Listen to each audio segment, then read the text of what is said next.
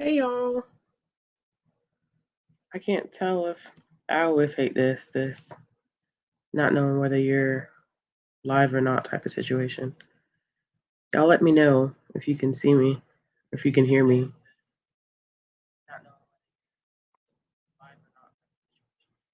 Oh, I have myself open in a different window. And plus, like the myself open in a different window. See, look at that. I'm just messing up all over the place. Crazy. Such a little nutcase. Hey y'all. Hey. I was supposed to have my charger. I don't even know where I left my charger. This is what happens when Ashley's not really like planning for anything and then just ends up being a random situation. So I thought we would do just a little chit chat and some sprints and stuff because I'm in a tough situation with trying to get stuff done. I actually have not been home that long. I went out. I had to go baby clothes shopping today. That was a joy. That was fun. I had to stop myself from buying the entire store. Hey, I see so many of y'all. It's good to see y'all. Yes, Emily, my day is going good. I just it's just a lot. I'm discombobbled right now. If y'all can't tell. If you can't tell, that's awesome. I'm looking across the room trying to find where the world did I put my charger for my phone? Because that would be super useful right now. And I have no idea where it is. Hey Lynn, hey Tia. Yeah, you're right, Erica. Girls have such cute clothes. And the store that I went to, first of all, I know a lot of people like myself, like nobody likes going out right now, considering we're in the middle of a pandemic. And I definitely was not looking forward to going this morning, but I knew I had to go because she is growing so freaking fast. And the wardrobe that I just bought her does not fit anymore. So I went there and they were having a 90% off sale. So mommy went a little crazy today, honestly. Like, got her a lot of clothes today. So I'm just kind of getting back home, honestly, and getting into the swing of things. Yeah, you're right. Shopping is low key a luxury right now. And I was so happy because I went like as soon as I dropped her off, I went straight to the store and waited outside till they opened. So no one was there except me and somebody's grandmother. And she was going just as crazy as I was. Um, she was like, I don't need to be in here. I got stuff I need to be doing, but it's 90% off. And I was like, I feel that energy because my little buggy was full of stuff, just full. I had to put stuff back because I went so crazy. It was just like so many clothes. But yeah. But you're absolutely right. She does deserve the world. She deserved the world. Yes, for my viewers who are in Europe, I'm so happy that this is going to be a convenient time for y'all because I know that usually I have to do stuff on my schedule, which is usually ends up being like after 8:30 because single mom type of show. But I'm glad that I'm able to do a little something where y'all could actually, you know, come and be present during the live, which is really really cool. Not me and somebody's girl. It's true though. And she I mean, I didn't want to make the assumption because I never like assume anything about people. But she looked at me, she was like, yeah, she's like, I'm in here shopping for the grandbabies. I'll be buying if the Lord is willing, I'll be buying stuff for them until the day that I die. But but it was nice. It was just the two of us, and then it was the couple people in there that were working and putting clothes away. Everybody had masks on. They told us to practice social distancing. People for the most part, like for those of us that were in there, besides me, grandma, and the employees, we all kept our distance. So I felt really comfortable, and I guess it was just because Um, you know, it wasn't that many people. It was early. I do everything early now, y'all. I don't go out. If it's a certain time of day, like after that, I don't go out. I usually try to go out and get stuff done like right after I drop her off because I drop her off early in the morning. That way I can beat most of the people who are not getting up or who are not morning risers. First time catching you live, you're I know. It's so if things, I'm not in the position to where I can always do this during the day because, work. Today I just had a break where I had a little bit of flexibility in my schedule, but hopefully once in a blue moon I can adjust these so that, you know, you all are able to be here in the live instead of having to rewatch and not really getting to interact with me on screen.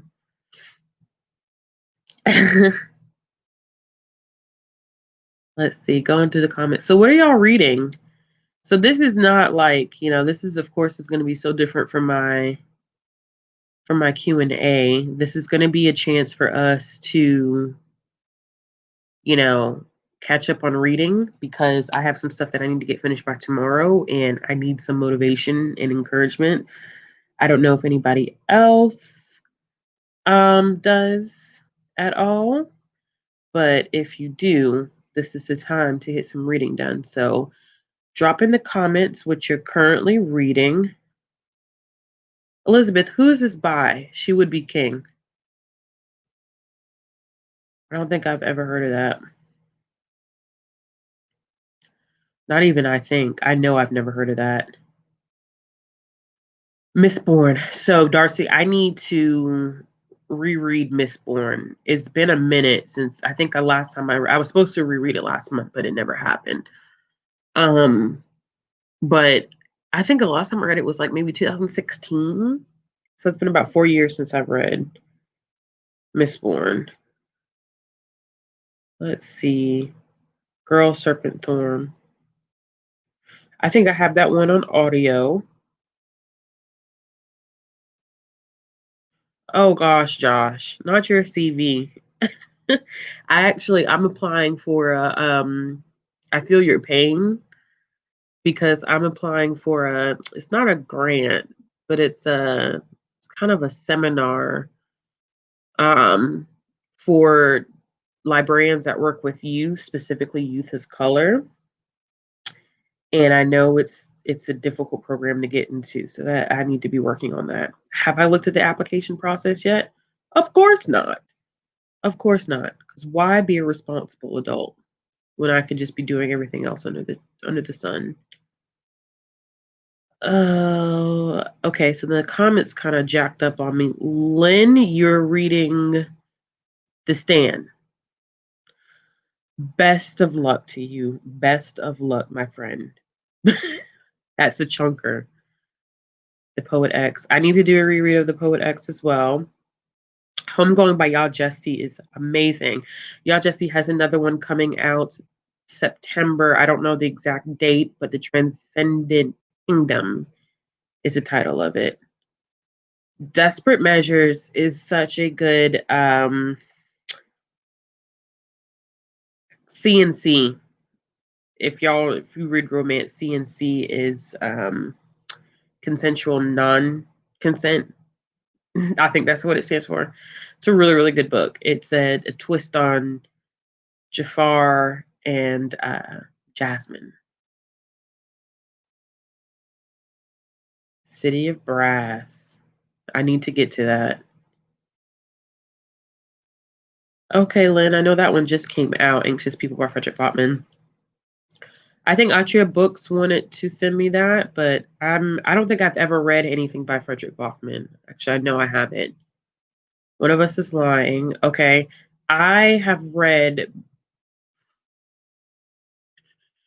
2 of Karen McManus's books, and I liked both of them.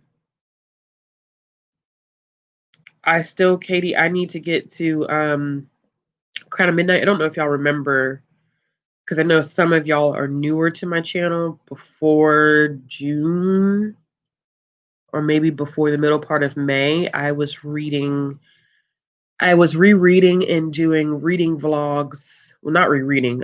When I did reread, but I was reading and doing reading vlogs for um the Throne of Glass series, and I never got back to Crown of Midnight. Maybe I'll pick that up in the fall. I don't know yet. Lover Awakened, J.R. Ward. Okay.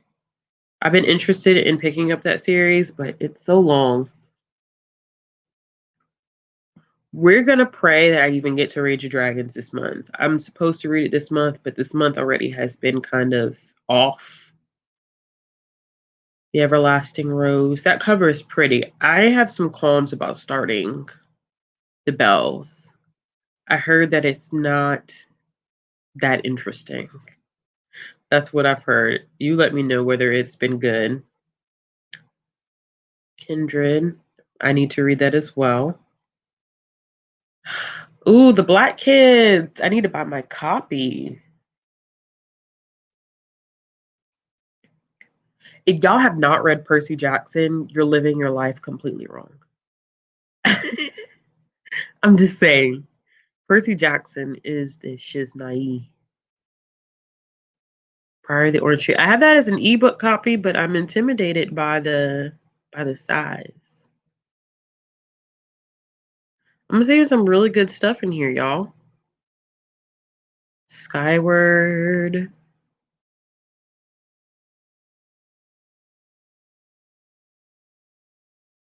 I see Girl Serpent Thorn. Okay, you said it's good. It's good. Okay.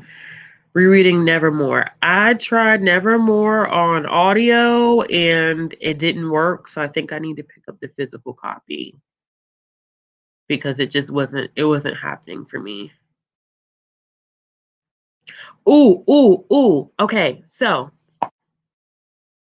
Sharon, I am currently reading Twisted, the tangled history of Black hair culture. It is so good. It also prompted me to pick up another book. I can't remember the title, but it's just about the history of Black hair and Black hair culture. It is so good. And maybe it is called The Science of Black Hair.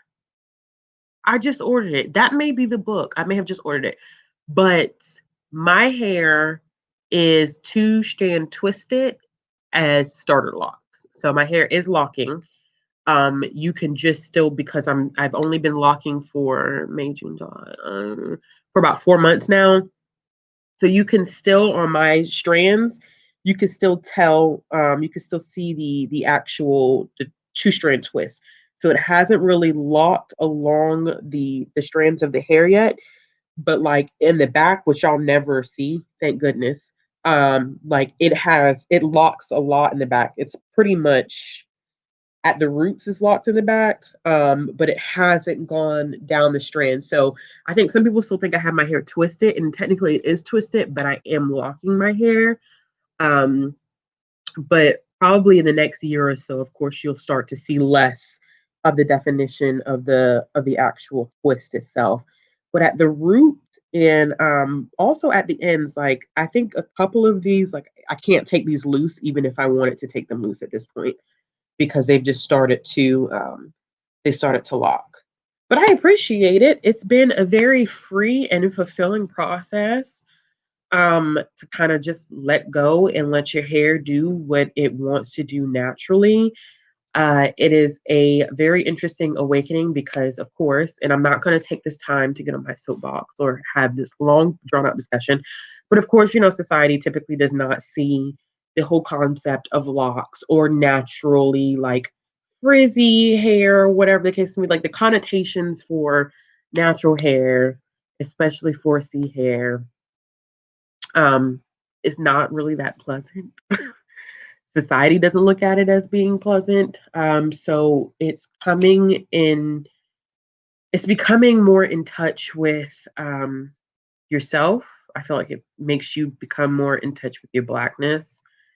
It helps steer you away from the ideals of European centric type um, acceptability, like straight hair, which Everybody takes their own journeys and their own processes when it comes to your hair because it's something that we're taught from a young age. And I'm actually going to be doing a video about that sometime soon where I talk about my hair journey because I've done everything from had my hair natural, I've relaxed my hair, I've texturized my hair, I've cut my hair, I used to get sew-ins, and then I transitioned, and then this was the year where I was like, I'm ready to let it dread up. So yeah, cool. Sorry, long conversation, but I love when people ask. That's a good book. Don't touch my hair. Considering just talking about hair. Yes, yes, yes, yes, yes. Let's see. No. No, not in the least bit. I mean, I'm tatted up. I go to work with my tattoos out. I have my nose pierced. Like, no, the library really is the last place to, at least with my system, it's the last place where you have those situations um, where something is considered more professional than other. At least in my system, that's not no, that's not a thing. But I do know that it does happen where they say that it's not professional for your hair to be in locks, or if your hair um, is not relaxed and it needs to be done a certain way to look professional. I know that still happens, but not at my job. No, no, no, no, no. I work with people who have their hair locked.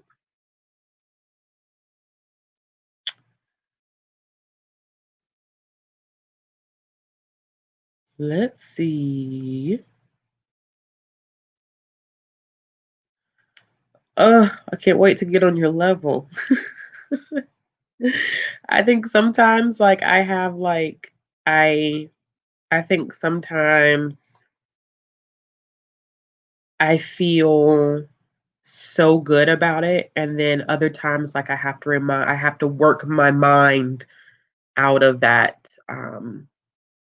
out of what I've always been taught. But I mean that's with a lot of black people though, or a lot of just people of color in general having to work your mind out of not accepting your own cultural background. It's hard when it's been ingrained in you for years and years and years and years and years. So I just caught this comment. Josh, do not ever, don't ever, ever, ever base any opinions of Percy Jackson on those crap show of movies because even Riordan, Riordan does not even like those movies, which is why he switched to the what's it called? He switched to Disney Plus, which I'm excited for. But I haven't finished my reread of it yet, which is sad. Super, super sad.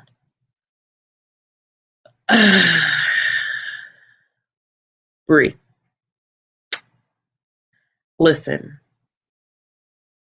you know you my girl. However, read the books because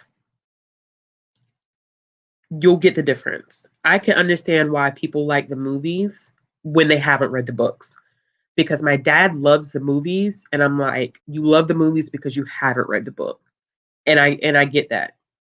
Now, if you read the books and you're saying that the movie is better, I'ma disown you. I ain't even gonna lie to you. I'ma disown you.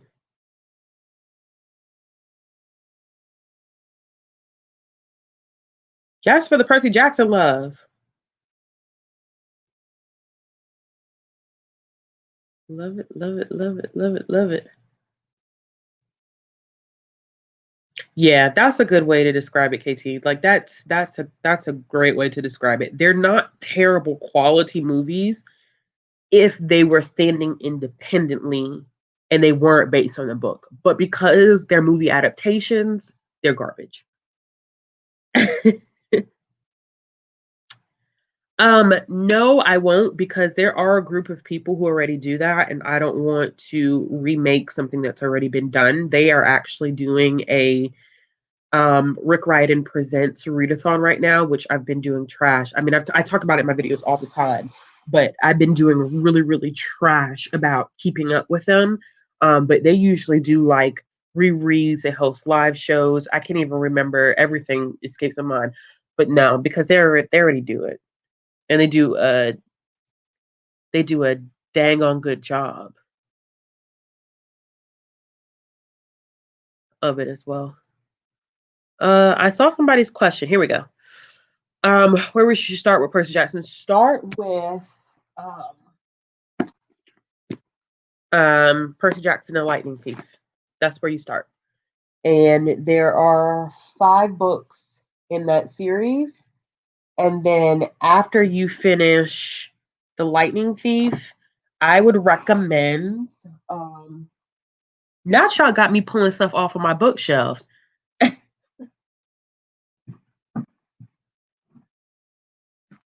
This is the next one. This is the next series. Do not read this series before you read this one, because you will spoil everything in this one if you do not read. So the first one is Percy Jackson and the Olympians. And then the second one is Percy Jackson and the Heroes of Olympus. So those like need to be read in chronological order or publication order.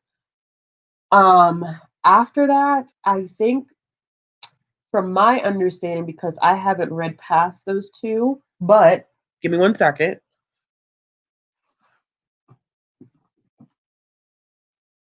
Okay, so from my understanding, it's also best not to read these until you read the first 2 series, because this is a direct result of what has happened in those first 2 series. Now, with okay, one more, I promise, just one more thing off the shelf.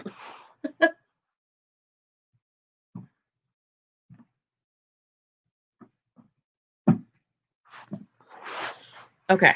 Now with this, I heard that this technically, there may be some slight crossover, like character wise, but not plot wise.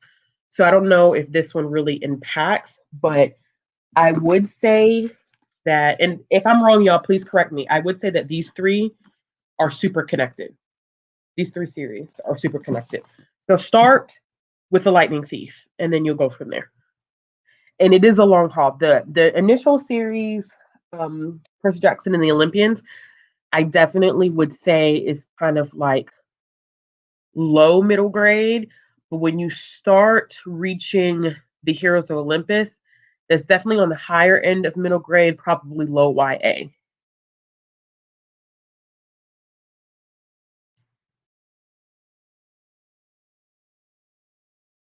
Okay. Yeah, see, this is a good, yeah, right here. So Percy Jackson Olympians, the Heroes of Olympus, and you could either go to Trials of Apollo, Magnus Chase. It doesn't matter which one you read first when you get to those 2.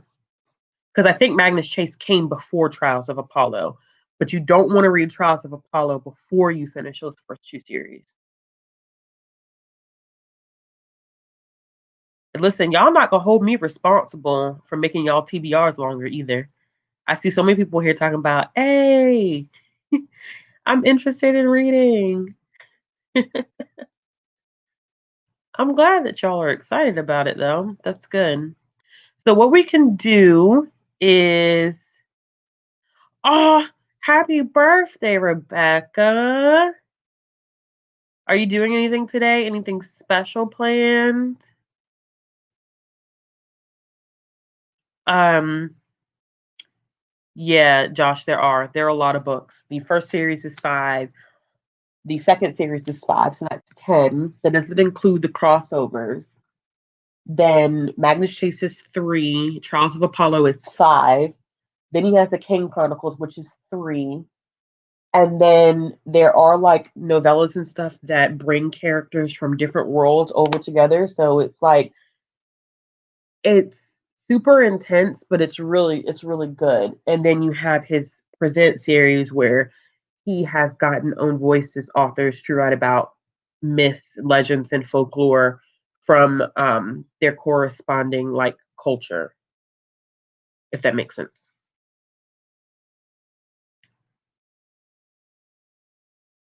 Yeah. They are. I remember the first time that I read Percy Jackson in the Olympians, I read the entire series in a week. They're very, very quick reads. When you get to the Heroes of Olympus, though, I mean, they're chunky. So I wouldn't say that you can read these in a week. Because I mean, most of the Heroes of Olympus books average at over 500 pages a piece. So that would take a little bit longer. But the first series, yeah, definitely you could get through them. You could get them really, really quick.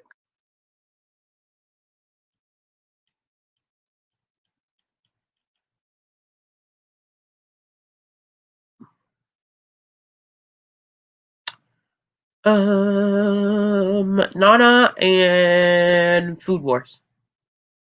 Definitely my top two. Oh, so the countdown is we're gonna do reading sprints at about 2:30. We're gonna start to read. Um, we're just kind of chatting it up before we start the sprints.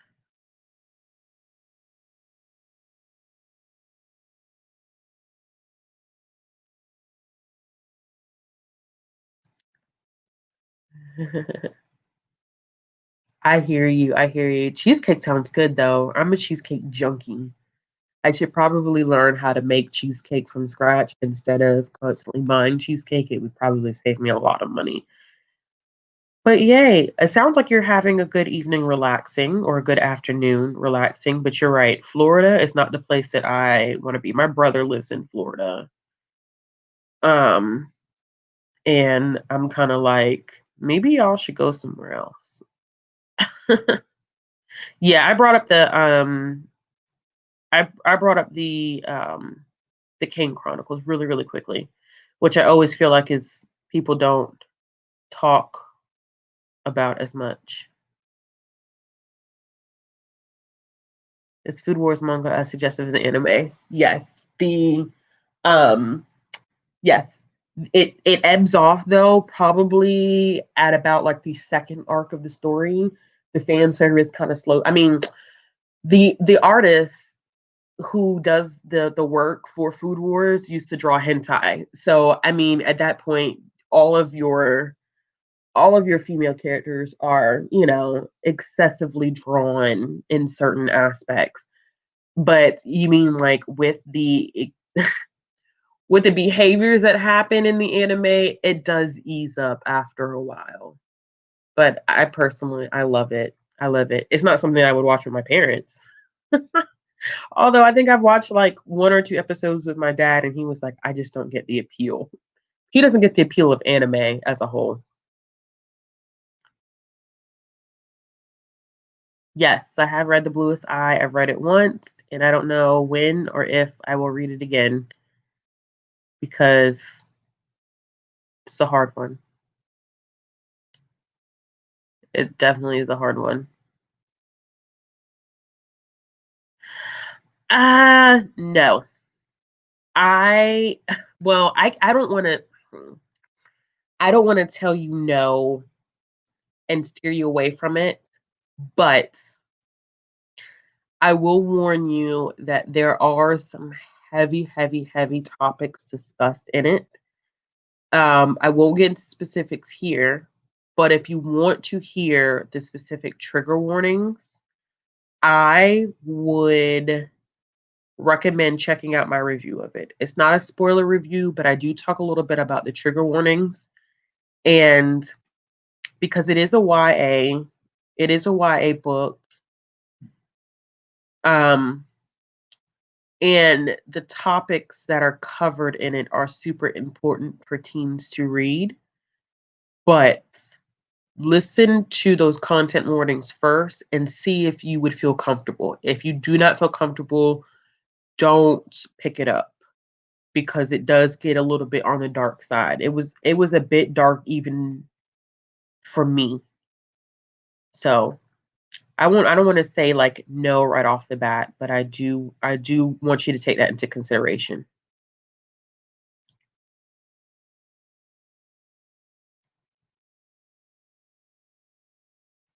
Yeah. Food Wars definitely has. I mean, the fan service is crazy in the first few episodes, especially with like when they eat. and they have a foodgasm, like it, and it really is, it really is intense. But it's a good anime and a good manga. Tiffany D. Jackson is the author of Grown. And if y'all don't know what I'm talking about, I know most of you probably do because you've heard me talk about it so much, but this is the book. It's really, really good. I gave it 5 stars, one of my favorites of 2020, but it it's tough. It's she said that it's not directly just a novelization of the R. Kelly cases, but it has all of the elements of the R. Kelly case. Because R. Kelly is not the only person that's ever done this before, but I think she heavily uses that as some form of influence in how that stuff could have gone on. All right, y'all. So save your questions. We are going to do a 25-minute sprint. Let me see if I can get my timer situated here. I don't know why it did that random 99 thing or 95 or whatever it was. Okay, so we're going to do 25 minutes. I am going to be reading Raybearer. I got a good chunk of this read last night, but I'm determined to finish this tomorrow. I probably will split the time that we'll be sprinting between this and Midnight Sun. I was going to crochet, so then I'm going to stop talking so we can sprint. I was going to crochet. I've been working on this blanket, and but I can't find my hook, and it's really, really frustrating me. And I was trying to do it before I got on here, and for the life of me, I can't figure out where I would have put my hook. But it is I forget the pattern that it is for anybody that does crochet. I found the pattern online, but I can't find my hook to do it. But it's one that I've been working on for a minute. So sometimes when I listen to audiobooks, I do stuff like crocheting. I may have to order another hook, y'all. I don't know. I usually keep all my stuff in a bag and just disappear. All right, y'all. So let's crochet over Midnight Sun. That's what I plan. So let's go ahead and start our sprint, and then we will check in at we'll check in afterwards. And I'm gonna mute myself while we sprint. Happy reading!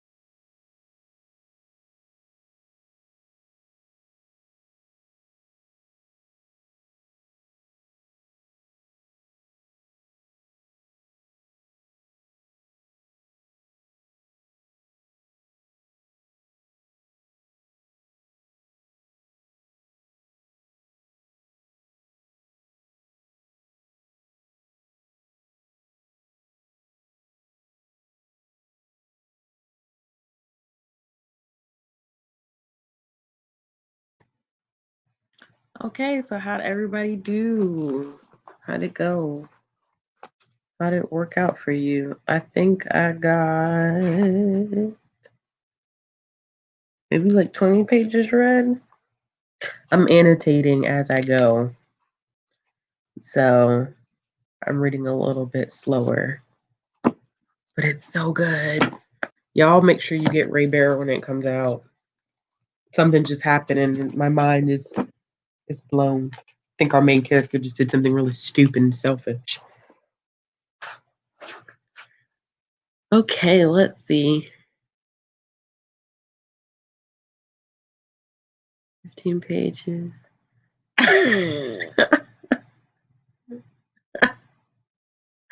Wait, where'd it go? Josh wasted 25 minutes on TikTok. Ah. Oh goodness. You should just read instead of work. If you're not gonna work right now, just do some reading sprints with us and call it a day. Call it a day. Oh, I want to read that one so badly. I'm gonna be reading the 5th season before the month is over with, because everyone's been holding me accountable to read an N.K. Jemisin book, which is cool. 27 pages of Black Kids. Okay. Teacher got 18 pages, 15, 22, 7, 20. That's all right. If you read a page or if you didn't read a page, it's okay. Like it's not it's not the end of the world, I promise you. Okay. Wow, okay. I'm seeing some good progress here. Oh, okay. So, spoiler alert for next week's vlog. I was just sent a copy of Trail of Lightning, which I'm super excited to read. I was so happy when I unboxed that yesterday. I've heard nothing but great things about it. Juliet Takes a Breath. I can't remember the author's name, but I can see the cover of that book. Couple minutes. And Unkindness of Good. I'm supposed to get to that one too this month. Of course. It's a whole bunch of stuff that I'm supposed to be reading this month. Radio Silence. Why does it intimidate you? Is it the tense or just the idea of reading that book in general that's intimidating? Yes, and Jerry does have I'm part of that group on Facebook. I have not been keeping up with it. But yes, I do know what you're talking about, Mary.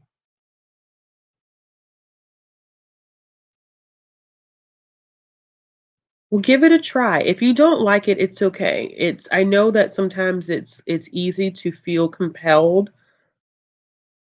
to like stuff because a lot of people like it, but it's okay if you don't like it. At least but just give it a try and see. You never know until you try. That's what I always tell myself. Or that's how I try to encourage myself. We are going to be doing a live discussion of it. I think it's going to be on Erica from the Broken Spine. I think it's going to be on her channel, I believe, because she has coordinated all of us in reading An Unkindness of Ghosts. So, oh, you talking about, is this one by Brent Weeks? Wait, hold on. I lost it. Someone's reading The Black Prism. I saw it in here, but let me know. I can't find your comment. But I do feel like, oh, there it is. Yeah. Oh, I already had it up. Is that by Brent Weeks?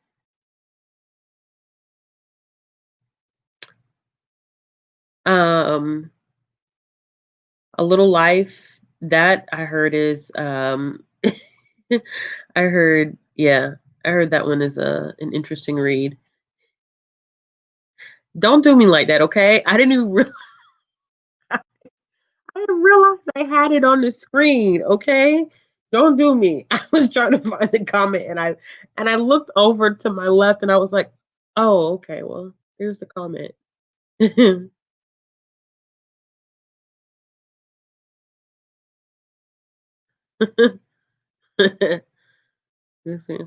Okay. Is he like is that what he does? Is he a narrator or is he looking to get into narrating?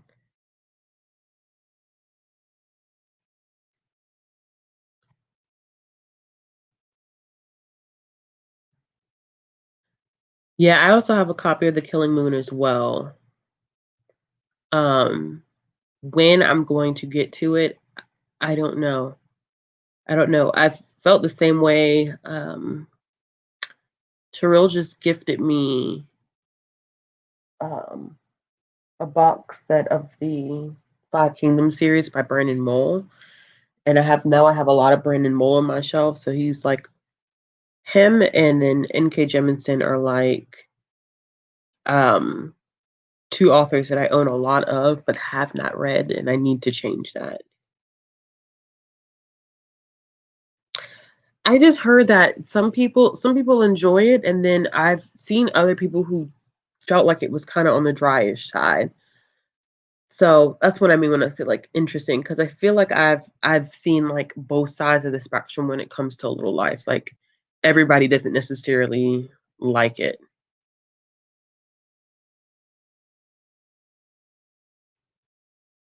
Okay, that's cool. That's cool. That's cool. This is strange. I usually get comments on my videos where people are like, "You should narrate audiobooks." Fun fact for everybody who says that I have a very calming voice. I used to hate my voice because I thought my voice was like deep. And granted, it is deep, but I don't think it's as deep as I think it is when I hear it. Um, but yeah, I always find that super interesting when people say that and that I should think about narrating audiobooks. But I don't have the voice acting skills to do that, honestly. I don't. I don't have the voice acting skills to narrate an audiobook. So, best of wishes and luck to your dad.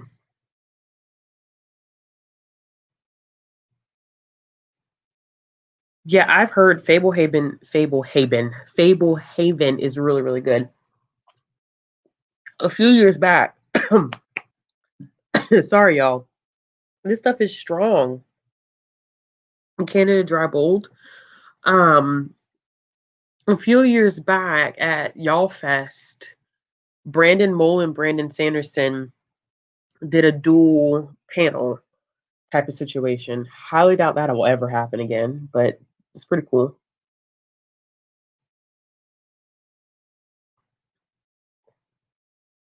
I have not at all.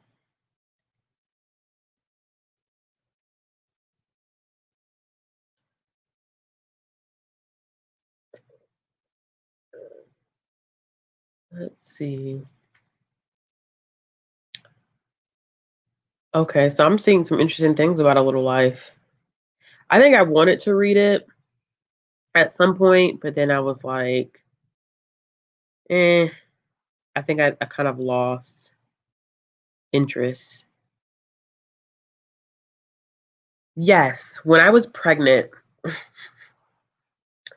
the Canada Dry ginger ale and lemonade was my go-to. I couldn't ever find like the is this a 2 liter bottle or is this just a yeah. I couldn't find the 2 liter bottles of it, but I would find like the 20-ounce bottles at like the gas station. But I really wasn't a ginger ale drinker, believe it or not. I didn't drink ginger ale like that until I got pregnant. And then my morning sickness was like kicking my ass every single day. My morning sickness was horrible. It was so horrible. Um, so literally, like, I felt nauseous all day long, every single day for 12 weeks. And the only thing that kept it at bay was I was drinking ginger tea. I drank ginger mints, had ginger chews, not mints. And then um, I started drinking ginger ale because I was pregnant with her from January to September. So I was pregnant for most of the year of 2019. And it's hot where I'm at, so I wasn't always feeling like the hot ginger ale tea. Um, so then I got hooked on ginger ale, and guess what? I haven't stopped drinking it yet. I have given up pretty much everything else when it comes to like soft drinks. I mean, I do occasionally. I used to drink Coke so much prior to being pregnant, but then once I got pregnant, I stopped because of caffeine. And then I got hooked on ginger ale, and now ginger ale is like my go-to. It's always my go-to. Rebecca, you are lucky. You are lucky that you did not have morning sickness. Um, listen. um, it's not scary. I won't say that it's scary. It's not scary at all. And some women have morning sickness worse than others. I mean, it really, and some people have morning sickness variations between each child that they have. It's never like a surefire thing of whether you know you're going to be sick or not. Some people have morning sickness their entire pregnancy. And then some people like me, literally, as soon as I hit 13 weeks, I was no longer pregnant. I mean, I was no longer nauseous.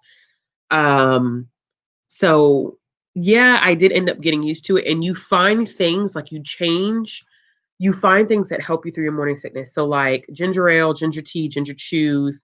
I know that lavender helps some people. I used to eat lemons, which really, really help. I know somebody in the chat just said that peppermint helps. You find tactics like that help you get through those weeks, but sometimes it gets so bad that doctors will prescribe you like medication for being nauseous. Yes, I've had the cranberry, I've had the blackberry, I've had the bold. I don't think I've had the orange one. I have not been interested in the orange one at all. Or maybe I did try. I can't remember. I don't think I have though. And I've had the lemonade one.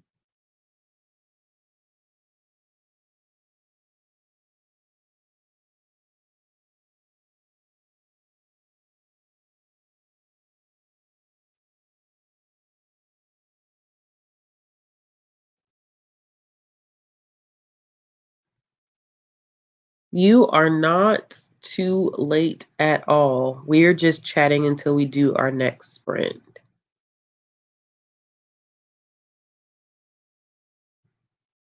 Okay. See you when you get back. The blackberry one is really, really good. I had that one. I think I was drinking that one when I did my library Q&A, the last one that I did, and it's really good. If you like if you like blackberries or blackberry flavor. I always feel like flavoring doesn't taste the same as the actual fruit itself. I think, yeah, they tell you to take B6 to help. So I also had B6, but then they also like they have anti-nausea medication, but it comes with added side effects.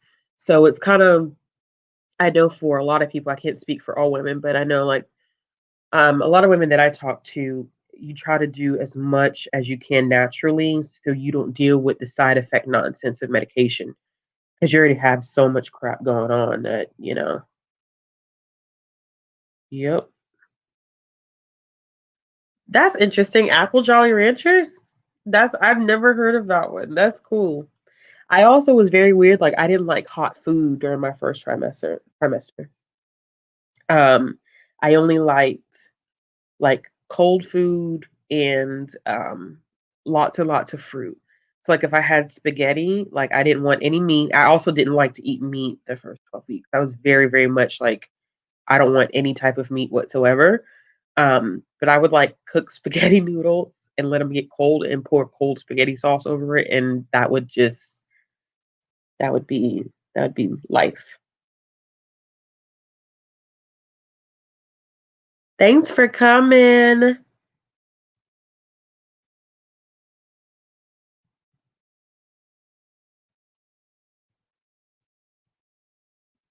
All right, y'all. So, how about in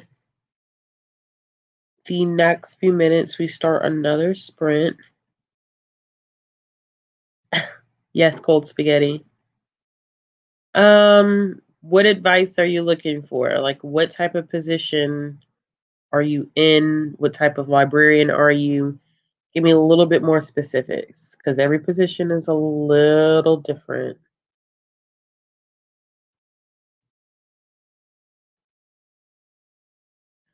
Yeah, I just happened to see it in our grocery store, and I was like, "Oh, this is brand new." So I stock up on it every time I go to the grocery store for the week. I don't think it is everywhere just yet, or if it ever is going to be everywhere.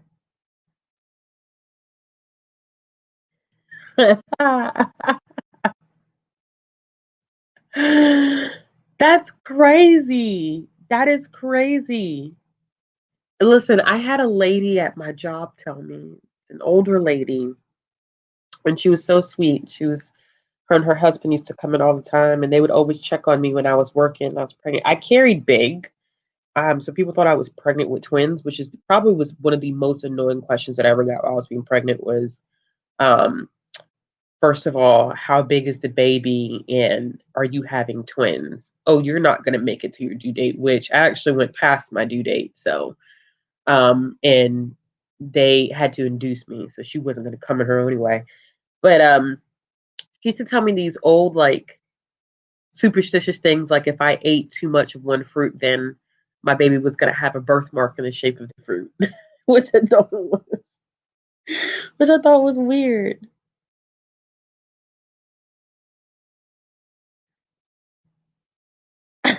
It's true.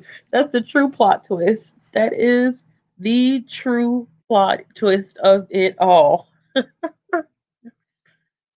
Yeah, see, I'm 5'5", and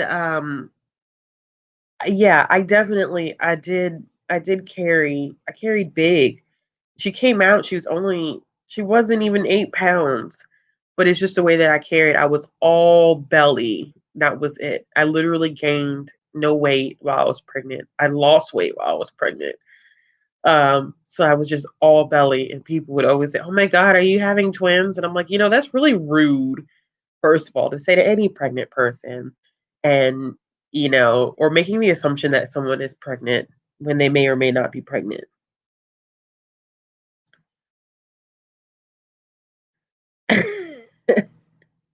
That's cool. I mean, having a twin, I think having a twin would be cool.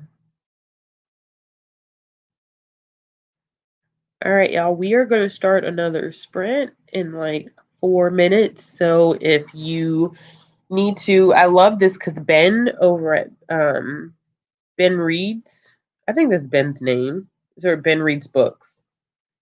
Ben always reminds individuals, like when he's doing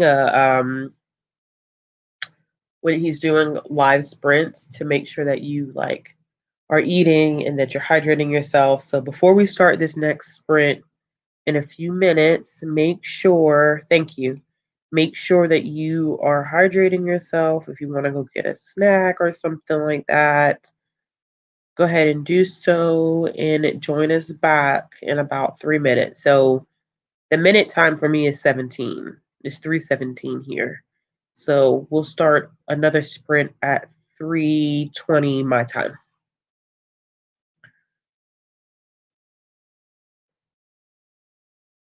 Thank you, thank you, thank you. Listen, you've been catching me slipping today. That's the second time you done caught me slipping.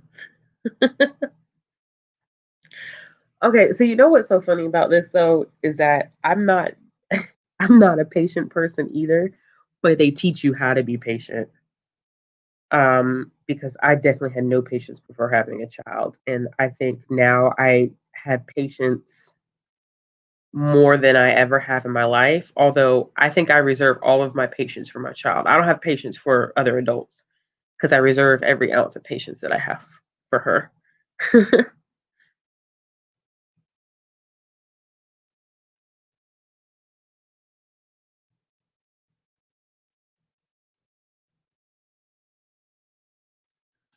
Ooh, baked potato sounds good. I just got pizza. I put a pizza in the oven earlier. Just something quick before I go to the grocery store, which right now I'm really only shopping for one, grocery wise. Eventually that's going to change.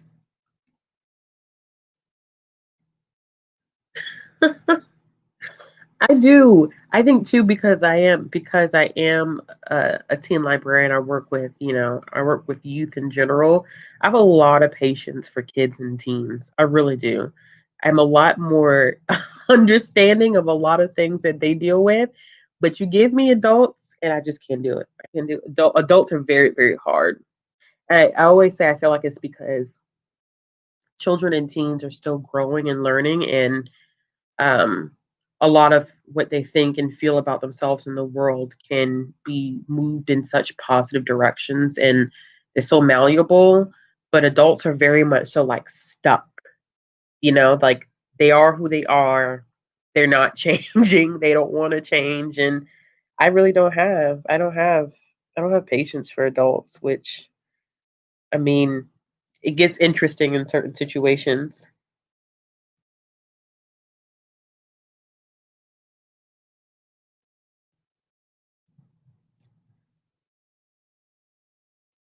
I want some brownies. I haven't had a brownie in ages. Ages, ages. All right. So we are at 20. We're at the 20-minute side, I guess. So we're going to go ahead and start our next reading sprint. Do you guys want to go for 25 or do you want to go for 30? I think we can do, after this sprint, we'll have time to do one more sprint. So we could either do it for 25 or 30, and then the last one will be a little bit shorter. So y'all let me know. My end is a little bit slower. Y'all know the StreamYard chat is always slower than the actual chat that's going on. So I'm seeing a lot of 30s on my phone. Okay. So we'll set it for 30 this time, and then we may have to shorten the last sprint, but we'll do 30 for this round. Let me see.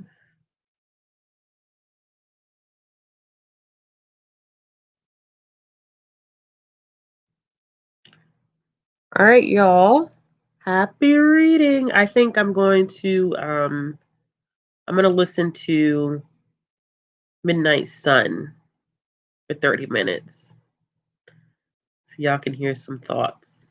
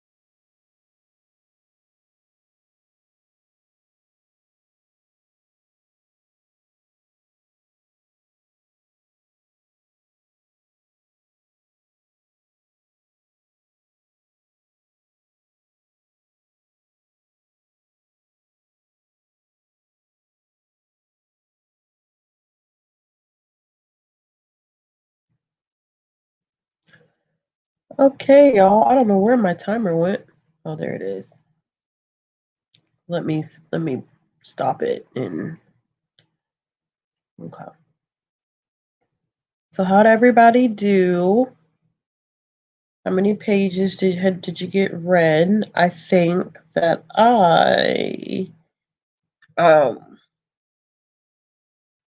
yeah. I made it about 5 or 6% more into Midnight Sun. It's like a never-ending train wreck. I really, goodness gracious. This is I think I have like 6 hours left, which I think I can do before the live show tomorrow. Um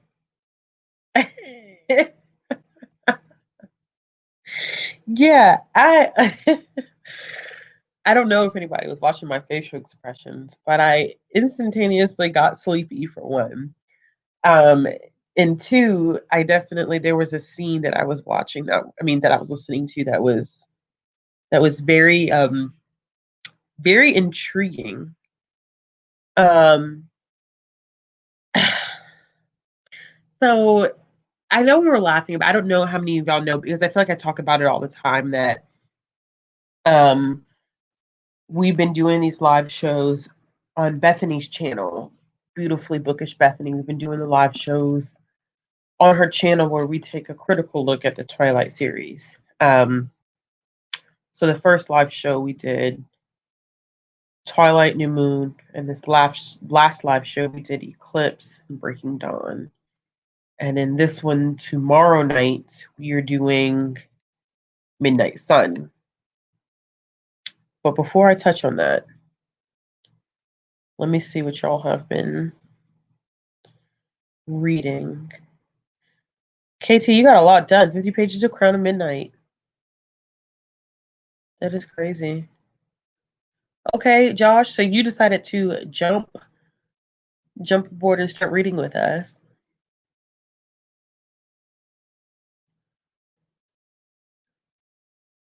Okay.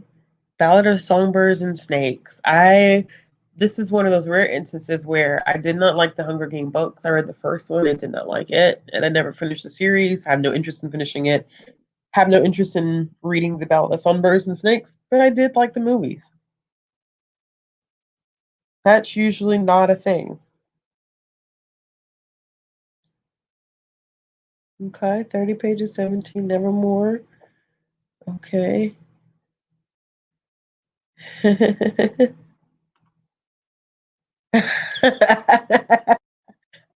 I didn't mean to scare. I think I was doing something and I like didn't even realize that the timer had ran out, y'all. Honestly, I was doing and I looked up and I was like, oh shoot, like the timer ran out, and I didn't even realize it. But what I was saying before was that um Bethany had brought this up in her she had brought this up in her video where she said that the some of the things that Edward does, because when we talked about this in the last live show where we were like, Edward in this book he explicitly states in Midnight Sun that he's 104 years old. Okay, so this is an old man. This is an old man. And we were talking about his, for lack of better terms, like his level of physical attractiveness, his level of being able to be aroused, because it was very weird, some of the conversations that were happening between him and Bella that almost felt like they were indicative of the fact that he just never before her ever had any interest in a physical relationship with anybody. But I was thinking about when I watched part of, and I didn't watch all of Bethany's video because I didn't want to spoil too much. But or maybe she put this as a tweet or something where she talked about the fact that a lot of that stuff would have made sense if Stephanie Meyer would have acknowledged Edward at possibly being demisexual. Um, and it would have made a lot more sense, which now I didn't understand it at first, but now I understand it in context of what I just listened to, because I was on the scene where they were, and y'all, like, literally Midnight Sun, like she rehashes everything from the first book. So it's like reading Twilight all over again, except this is like more explicitly detailed, and it's like I want to claw my eyeballs out. So in the scene where they're in the meadow and they're talking or whatever, and Edward says, that he's never had, I think, like an urge, like the way that he wants to kill her.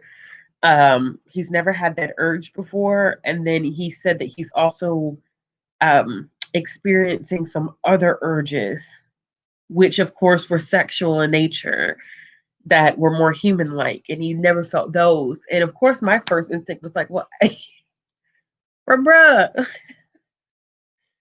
you're 104 years old.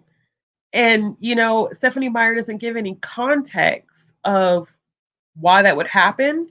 But now listening to Bethany say that the strong urges and the sexual urges now are coming with Bella because Edward could possibly be demisexual, which would make a lot of sense. And I didn't think about that. But we're talking about Stephanie Meyer here. So I highly doubt that was her intent, but it does make sense. And it would make more sense if Edward did identify as demisexual and he didn't have any of those physical urges until he met Bella. It would and built a strong emotional connection to her. That would make perfect sense. But this is Stephanie Meyer we're talking about. And I think that she adds the sexual urges component because it's about fighting temptation and rising above temptation. I think I think that was her intent, but if it was the other way around, if it wasn't her writing it, I think that would that would make some sense. But it's her, so I don't trust her. I don't trust that at all. I think hers is more of a religious setup than exploring sexual identity. Because if it was an exploration of sexual identity, Edward, Bella, and damn Jacob could have been in a polyamorous relationship. It would have worked out nice too. Oh, it's all right, Bree. You're a working woman. I hear you. Yeah, yeah, yeah. Like it would make sense if it wasn't from the person behind the book. And I talk about it a little bit in next week's vlog, that I am a spiritual person, but she pushes some very, very strong ideals that end up demeaning other races and genders.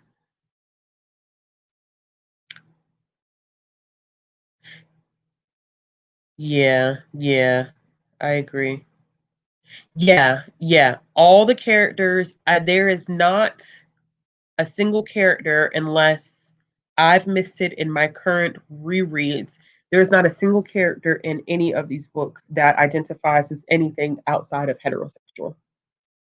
Like nothing. Like um there is no definite exploration um uh of gender identity or sexual attraction at all. Like this is as plain as vanilla yogurt.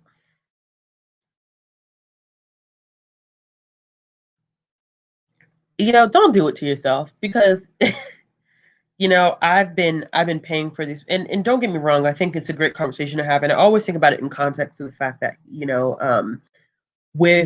with my job, especially with what I've heard her, I saw someone say earlier that Midnight Sun sold 1 million copies in the first week, which I don't know how true that is, but it was another author had made that statement. When trends like this happen or when books get this big like this, like I always like to be aware of the context and the material, and I don't take it at face value from anybody's opinion, um, because I feel like I need to be very, very aware of what is going on. So I take it as a plus and a minus thing. Like, I can't believe I did it, but on the other hand, I'm better prepared for conversations that we have within the field of librarianship about books like this.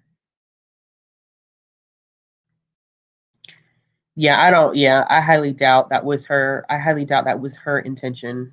I can't see that being her intention. But Bethany makes such a good point.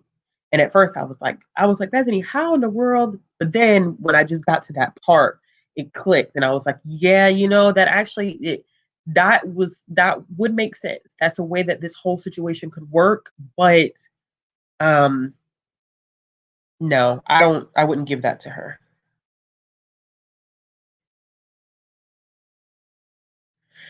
Yeah, and what's weird about this is that you would think in 100 years, and I'm not saying that you have to be in 100 years. He would have found someone that he was, you know, especially if we're looking at sexual identity and gender identity. Like, we don't know for sure, but it's like in 100 years, like, you haven't met not one person at all that you would have possibly maybe have had a strong relationship with, not even taking it to the level of sexual attraction, but it's like you literally have like nobody for 100 years, and then it was Bella. And to this point, I'm close to 60% in the book now, and at this point, I'm still like, what you still don't ever get, even in Midnight Sun, you never get clarification of how did they fall in love. You never get that answer, because it's never clear, because he's such an asshole. And in this one, I feel like she's trying to rewrite Bella's character, because like, for me, Bella as a character throughout the entire series, she's an asshole too. She wasn't very kind at all. And I feel like a lot of that came from a low self-esteem. But in reworking Midnight Sun, I think she took a lot of criticism that she got for Bella's character and tried to rework her into this more interesting person. But it's so hard to take that at face value, because she's already written Bella as a character for 4 books, 10 plus years ago. So in some ways, this Bella that you're kind of seeing in this book doesn't really reflect the Bella that you saw in the other book. So that to me is also weird. Yeah, I agree. I agree.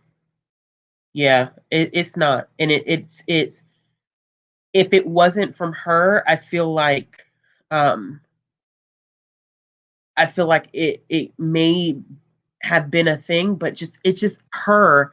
And I said this in my vlog from, or maybe I said it yesterday. It For me, sometimes, like in situations like this, it's very much so hard to separate the art from the artist, because the artist has inserted themselves so much into the art that there's like no separation. There's like no separation going on. So I just can't see her even attempting to make something like that happen.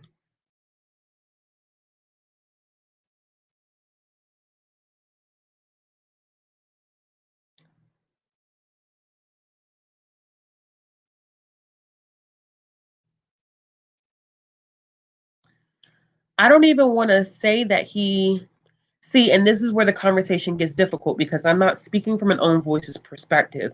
And this is just coming from um, how that transition, if it wasn't Stephanie Meyer, how that relationship would make sense. Not completely, but that attraction would make sense.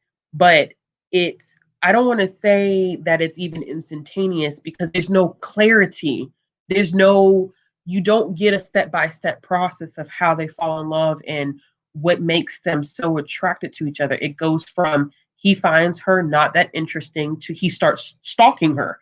So there's no build up. There's no, it is a very, and that's why I always say that relationship is so unhealthy, because the quickness with which the relationship happens and the amount of stalking that he even does in Midnight Sun, it's very strange to me. It really does go from she's not that interesting to all of a sudden, how could they not see how beautiful she is? It's weird, y'all. It is so weird. There's no in between. There's no build up. There's no like, okay, let me get to know her, and then maybe this relationship will build into something.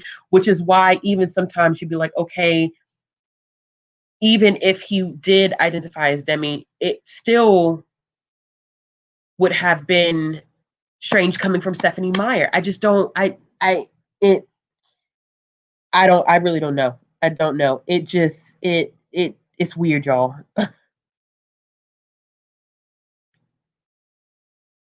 And I feel like she because it's so hard to come in. It's hard to come in from a more um, a more open minded lens reading this book when she is very tunnel vision in her perspectives and views of how this should go because she's pushing her beliefs into this book that it's so hard to even navigate what could be or what should be because there's no really she doesn't give you much room. She doesn't give you much room for anything. Yeah, but even though he couldn't read Bella's mind, I can understand that being a fascination, but it becomes obsessive. And that's the part that worries me a lot about it is that it would be different if he was like, oh shoot, like I can't read her mind, like I want to get to know her, but it goes from I want to I can't read her mind to I'm going to start watching her and sneaking into her room and watching her sleep type situation, which is weird. And even when they do get together, Edward never lets her have a moment alone. When she's going throughout her day, Edward watches her through other people the entire day. So you never see that from Bella's perspective, of course, because she doesn't know. But he literally passes through people's minds to figure out what she's doing, who she's talking to. And it's like he has to know what she's thinking, how she's feeling every second of the day. And that to me is that obsessive behavior is dangerous. And it's a weird thing to read.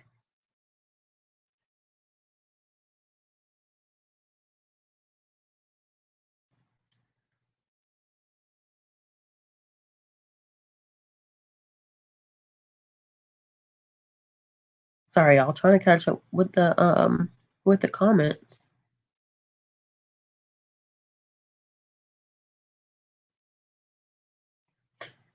Yes. Yes. That's the 100 years thing, and then the imprinting thing is a whole that whole thing. That whole thing is weird. Yeah, I have, and I can't make it through them now. Um, I definitely can't. I can't make it. I tried to watch the second part of Breaking Dawn not too long ago, and it's cringy because what is it? Robert Pattinson, is that his last name? He always looks like he's in pain. The entire movie, he looks like he's in, and I think he took it too literally. But he just looks like I feel sorry for him when he's on screen because I'm like, you just look like somebody is using you as a punching bag like all the time, and it, yeah, yeah, it doesn't look like a pleasant situation.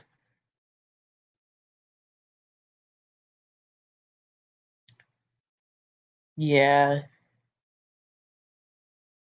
yeah. It is. It's a very abrupt transition. It's very much nothing, nothing, nothing, nothing, nothing. Then all of a sudden it's like all the lights are turned on. And um if she would have spent more time developing that, I think it would have made more sense. But she doesn't. She doesn't at all. There is no There's no building, no transition, no nothing. I was just very shocked. And I mean, if you've been following me on Instagram yesterday, I pretty much was almost at my I almost DNF'd the book yesterday because I came across a line which I think some of you have seen where um Jacob is not, of course, is not really on 2 points to this. Jacob is not really on I don't want to say on screen. He's not on page that much because Edward's not really that interested in. I think a lot of what we see of Jacob is from Bella's perspective. But it was really strange because Jacob. There's this whole thing going on with Edward when Jacob and Bella were at La Push Beach, and Bella comes back and basically tells him what happens at La Push, and Jacob, of course, breaks the treaty, not on purpose. He's not breaking the treaty.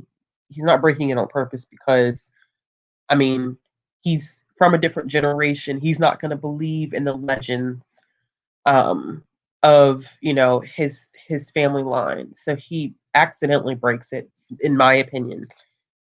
And Edward makes this line about he felt no guilt about possibly going to the push and slaughtering the entire, and the word used slaughter, about slaughtering the entire Quileute tribe. And I was like, what the hell? Like you thought that that was an okay line to include, that you have a white character talking about slaughtering an entire native population? Like I reached my breaking point yesterday and I almost DNF'd. Almost DNF'd. No, it's in the book too. I don't know if I can't remember if it's Brazil exactly, but no, they do go on vacation on their honeymoon um where they do have sex, and of course he's very like, you're fragile, I don't want to harm you, da da da. And there is I don't want to say, I don't know if she worked on the property or what happened, but there is someone who does have kind of these weird vibes about Edward, and figures out uh, that she is pregnant. So yes, that does happen. That does happen.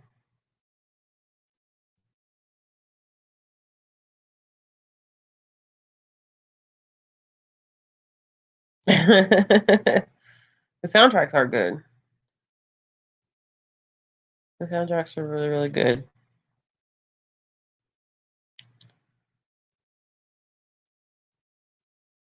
Yep, y'all. So my goal is to, possibly finish this up within the next um well, I don't want to say next few hours because I definitely have 6 hours left, but definitely have it finished before the live show. So we'll be talking about it in its totality tomorrow, like I said, on Bethany's channel at 8:30. So yeah. Um, Sometimes I feel that way. Um, and that could definitely be just, that's just my perspective of things. And I don't know, because there was even parts in Breaking Dawn that I didn't even discuss in the review where she felt threatened by the women who came from the Amazon. Didn't feel threatened by anybody else that had all these magical powers and stuff, but she felt particularly threatened from the women from the Amazon. And I was like, that's some real Karenish type behavior.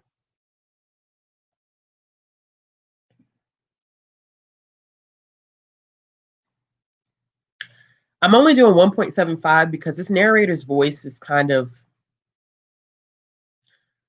I still am not really completely adjusted to his voice. Um, and it's just because the text itself is so cringy. So 1.75, I kicked it up to 2.25 yesterday, and I was like, nah, I'm gonna drop it back down because I feel like 1.75 is a decent enough speed where I'm catching stuff that I think I would miss at a higher speed. Yeah, I can. So this is Bethany's handle. I'm typing it in for y'all.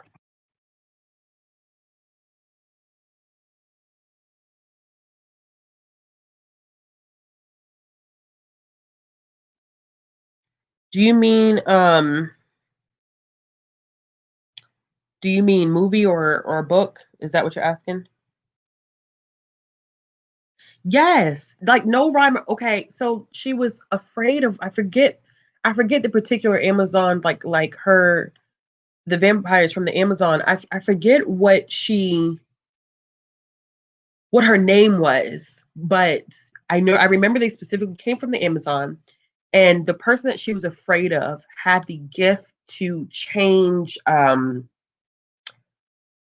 your surroundings. So she could create a vision for you so you wouldn't realize where you were. She could transport you to somewhere else. I mean, you would physically be in the same place, but she would change your surroundings visually. And for some reason, she was afraid of that. And I'm like, why? Or she just felt very, very strange about it. And I'm like, here we go again, just because we got a woman of color on page, now it's time to be afraid. And I'm just every time there was a woman of color anywhere, there was something wrong. They were aggressive, um they were to be feared. It just hot ass mess.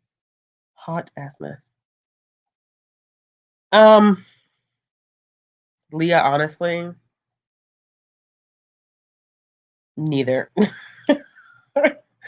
I I just can't. I don't think either. I don't think either, to be honest. That's it. Thank you, Lynn. Safrina. Yes. She was terrified of Safrina, which is stupid. But who am I? All right, y'all.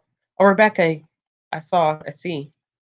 I feel like you told me that. Did you tell me that recently? I feel like you told me that recently. Um, let's do, we're gonna start another minute. Let's just finish up with 15 minute, um, a 15-minute sprint. Books, hands down, easily, easily. Although I have serious problems with movies too and that's coming from a black person because of the way that black people were represented in those movies. But I digress.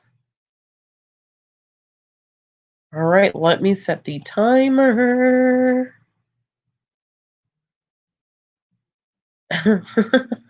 Right, just want the tea. All right, what did I say? Let's do 15 minutes. I gotta go pick up baby. 15 minutes. All right, y'all, let's finish it out with a 15-minute sprint. I'm going to listen to more because why not?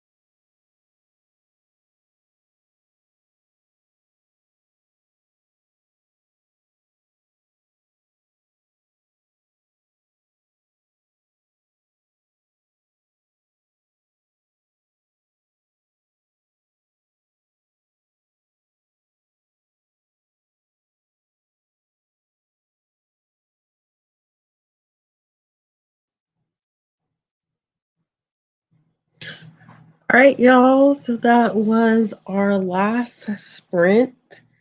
Um, Thank you all for joining me in this impromptu chat in sprint thing that we thank you all for wow. Joining me in this impromptu chat. Isn't that crazy? Sprint thing that I forgot to have my volume up. um, but it was fun to chat with y'all as always. I'm hoping to do this maybe sometime again whenever I have another little break in my schedule. To do this, especially for those of y'all that are in different time zones. I know it's easier for y'all to catch stuff when we do it during the day if we're here in the US. So, yeah, if you're interested in hearing some more thoughts about Midnight Sun, don't forget that I will be over on Bethany's channel tomorrow night at 8:30 EDT, talking about Midnight Sun. So yes, I will have my wine ready. All right, y'all. Thank you, thank you, thank you. So glad that everyone had fun. I see. I'm glad your evening is relaxing. I'm glad, I'm glad, I'm glad. All right, y'all. I am going to head out. Gotta go pick up baby, and I will see y'all later. Bye.